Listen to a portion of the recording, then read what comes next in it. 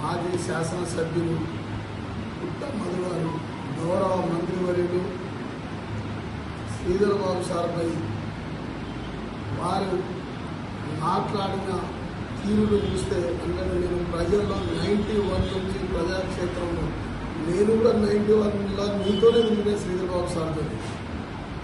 నువ్వు శ్రీధర్ బాబు సార్ వెంబడి తిరుగుకుంటూ ఆయన వెంబడే తిరిగి ఆయన పెట్టిన దీక్షతోని తిడుతున్నావు అంటే కనీసానికి నీ ఆత్మనన్న నిన్ను ఒప్పుకుంటుందా? నీ ఆ రోజు ఏ పరిస్థితిలో నువ్వు తిరగాలంటే నువ్వు ఒక మాజీ నక్సలైట్, ఒక మాజీ మిలిటరీగా నీకు వాళ్ళ నాన్నగారి దగ్గర పనిచేసిన ఒకే ఒక విశ్వాసంతో ఎంబడి తీసుకొని ఆ రోజు నీ వల్ల చెల్ల నారాయణ రెడ్డి గారు వ్యతిరేకించిన ఒక బీసీ నాయకుడిని మనం రాజకీయాల్లో తీసుకురావాలన్న ఉద్దేశంతో నిన్ను జెడ్పీటీసీగా గెలిపించి కరీంనగర్లో కూర్చుండబెడితే నిన్న ఆ ఇంట్లో నా తమ్ముడు అనుకొని కూడా నేను నన్నుగా లేదా మంత్రి నియోజకవర్గాన్ని చేతిలో పెడితే ఆ రోజు శ్రీధర్ బాబు గారే లేకపోతే అసలు ఈ రోజు నువ్వు రాజకీయంలో ఉండేవాడుగా? అది నీకు తెలియదా? మామూలుగా నువ్వు ఒక గ్రామ సర్పంచ్ కూడా మీ భార్యను పోటీ చేపిస్తే కూడా తన సొంత డబ్బుతోని నేనుంటే పుట్టమదు నా వ్యక్తి అన్నప్పుడు శ్రీధర్ బాబు సార్ పేరు చెప్పుకొని బ్లాక్మెయిల్ చేసి ఇవాళ నీ దగ్గర ఉన్న డబ్బు ఎంతున్నది అని అంటే శ్రీధర్ బాబు సార్ 6 సార్లు ఎమ్మెల్యేగా అయినా కానీ ఆయన దగ్గర మొన్నటిసారి మీ దగ్గర నీ అంత డబ్బు పెట్టడంలో కూడా ఆయన వెనుకబడిపోయాడు, బాధపడ్డాడు. నేను ఎన్నిసార్లు ప్రజల్లో ఉంటే నీకొక్కరికే కాదు ఇలా మంత్రి నియోజకవర్గంలో ఏ కులానికి చెందిన నాయకుడైనా శ్రీధర్ బాబు సార్ దృష్టితోనే వారి యొక్క మన్నలతోనే వారి కష్టాన్ని గుర్తించే నాయకుడు నువ్వు ఏ ఒక్కరికన్నా రాజకీయ నాయకునిగా తయారు చేసినావా?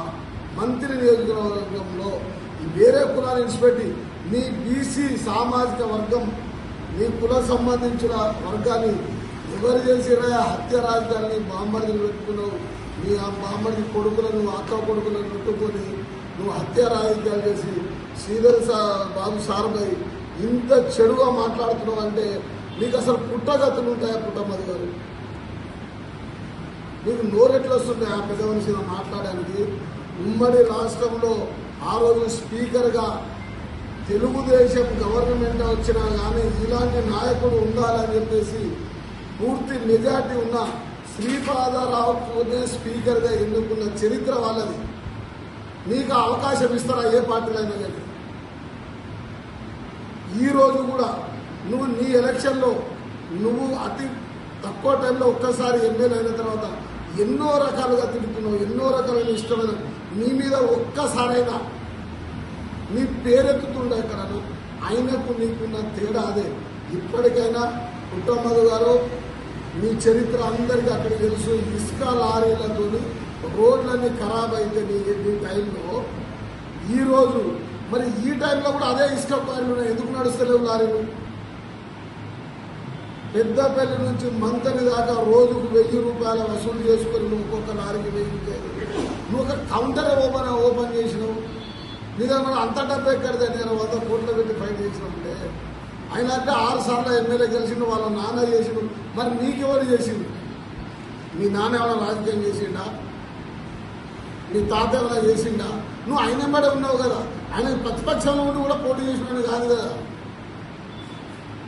ఇకనైనా అతనిపై ఇటువంటి వ్యాఖ్యలు వహిస్తే మీ ఇంటి మీదకి కాంగ్రెస్ కార్యకర్తలు మీ ఇంటికి వచ్చి నిలదీస్తారని కూడా హెచ్చరిక